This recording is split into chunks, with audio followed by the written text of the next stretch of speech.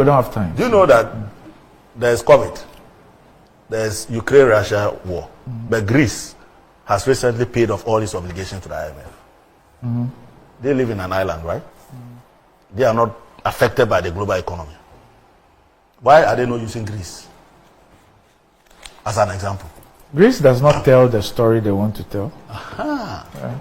And neither does Côte d'Ivoire, Togo, Benin, Niger tell the story, because they are better managed than us in terms of the buffers they had to withstand the headwinds.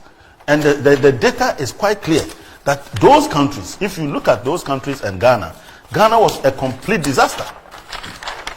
Look, Côte d'Ivoire, that he was trying to compare. Côte d'Ivoire did 1.96 in COVID GDP. They did fiscal deficit of 5.59. Primary balance positive 3.7. Are they your colleagues?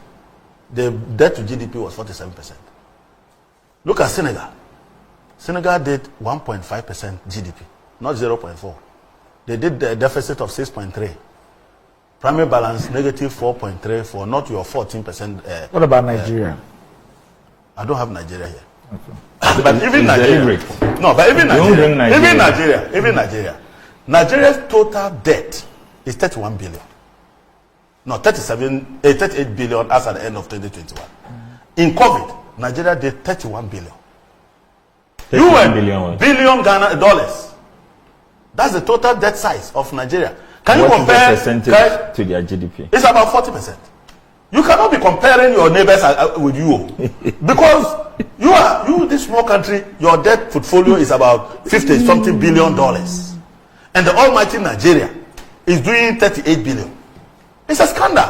Right. And so I just want to make the point that no matter how they paint the economy, the reality is that Dr. Bawumia will wake up today and realize that he doesn't have reserves, and realize that the city is struggling, and realize that the international community is not enthused, and realize that it is difficult for him to go on the market and borrow, and realize that the 2 billion that he wants to go and borrow, and I want you to see the figure here, the 2 billion you say you are going to borrow, this is your sovereign financing, 4.8 billion. You used 6.4 at the time, which gave you $750 million. So you don't have $2 billion in your foreign financing to go and borrow, and that is illegal. So why are you deceiving the people? And that Bawumia will wake up and realize that this 2 billion, he needs it to pay 1.7 billion on offshore interest payment that has fallen due. He will wake up to realize that there's still no sleep. All right.